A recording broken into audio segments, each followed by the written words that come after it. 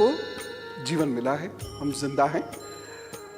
बहुत सारे लोगों से पूछा जाए कि आपके लिए जिंदा होने का मतलब क्या है, तो कहेंगे हम सांस लेते हैं, हम खाना खाते हैं, हम सोचते हैं, बोलते हैं, शरीर के अंगों को हिला पाते हैं, आदि आदि।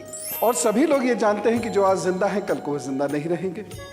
लेकिन अब यहाँ पर एक प्रश्न उठता है और इसका उत्तर माँ कूष्मांडा के दिवस हमें मिलना चाहिए। वो ये है कि हमारी उत्पत्ति कहाँ से हुई और हम कहाँ चले जाएंगे।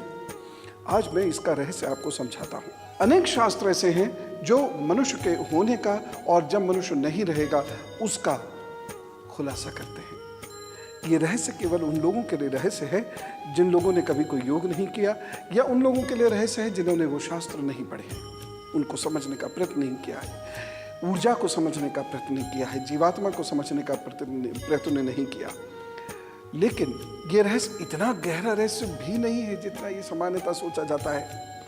कूष्मांडा माँ से हमें इस रहस्य की कुछ परतें खुलती हुई दिखती हैं। यद्यपि इस पूरे रहस्य का विवरण तो मैं फिर किसी दिन आपको दूंगा, लेकिन मैं आपको ये बताना चाहूँगा कि सूर्य के अनेक मंडल हैं, जिसमें से मध्य मंडल है, और उस मध्य मंडल की महादेवी हैं कूष्मांडा माँ।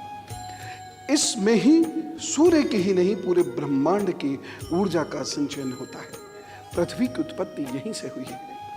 लगभग 1.5 अरब वर्ष पहले पृथ्वी की उत्पत्ति यहीं से हुई है, और धीरे धीरे ब्रह्मा जी ने इस पृथ्वी का व्यास किया, इस पृथ्वी को इसको पुष्पित पल्लवित किया। और यह दिन शुरू हुआ था चैत्र के प्रतिपदा से। इसीलिए नवरात्रि में हम प्रथम दिन चैत्र प्रतिपदा को हम हिंदू नव संवत्सर का उदय भी मानते हैं, और यही धरती का प्रारंभ का दिवस भी हम मानते हैं। अब यहाँ से वह ऊर्जा प्रस्तुत होती है और धीरे धीरे यह ऊर्जा इस धरती पर, इस पृथ्वी पर फैलती चली जाती है। और पृथ्वी भी एक दिन में बन के तैयार नहीं हुई है, लाखों 4 लाख करोड़ वर्ष में ये पृथ्वी आज इस रूप में पहुंची, आज इस रूप में तैयार हुई है। हम आप यहाँ आज हैं। हम आप यहाँ 1000, 2000, 10,000, 50,000 साल पूर्व भी हो सकते होंगे, लेकिन माँ कूष्मांडा के इस स्वरूप के पूजा का दिन है, इसलिए मैं बाकी बातें तो आपसे बाद में करूँगा। लेकिन ये एक ऐसा विज्ञान है, ऊर्जा का विज्ञान है, आत्मा का विज्ञान है। इसे जो समझ लेता है वह बहुत बुरी परिस्थितियों से भी निकल आता है। आप तो जानते हैं, मैं ये आपसे कभी नहीं कहता कि सारी परेशानियां नष्ट हो जाएंगी, आप सब जीत जाएंगे। ऐसा संभव नहीं है।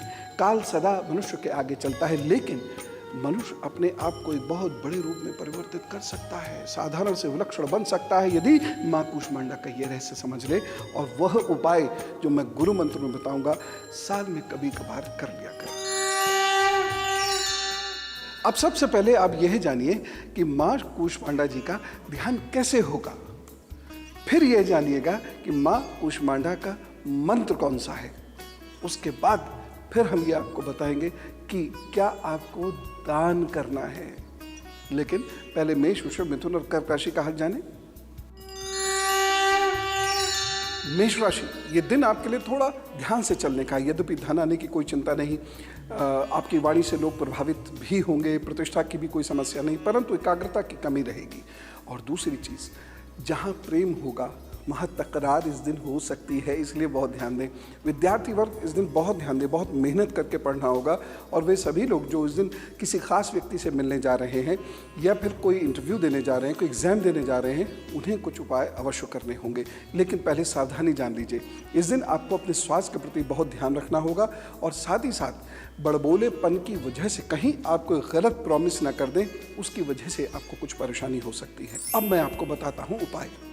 इस दिन को बेहतर बनाने के लिए, लोगों से प्रेम पाने के लिए, प्रतिष्ठा पाने के लिए और एकाग्रता पाने के लिए, जिससे आपके काम बने, इस दिन आपको गुड़ शहद का दान अवश्य करना है, गाय गुरु और मंदिर की सेवा अवश्य करनी है।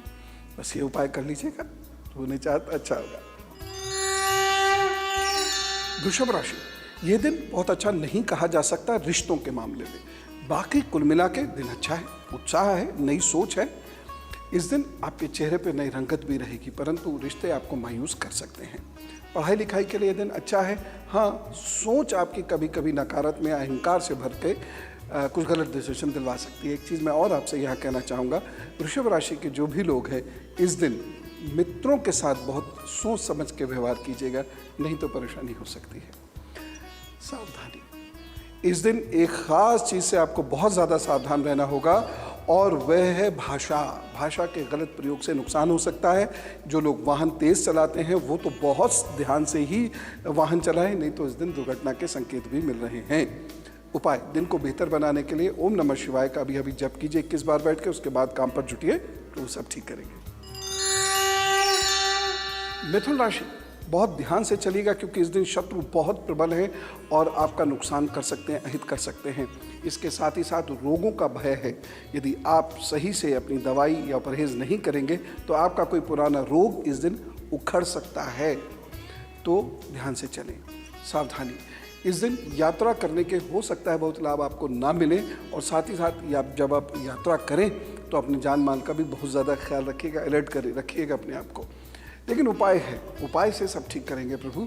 और उपाय के तौर पर इस दिन आपको ओम रुद्राय नमः का 108 बार जप करना। अभी बैठिए, अभी वह जप कीजिए और तदुपरांत अपने काम पर निकलिए तो सब अच्छा करेंगे।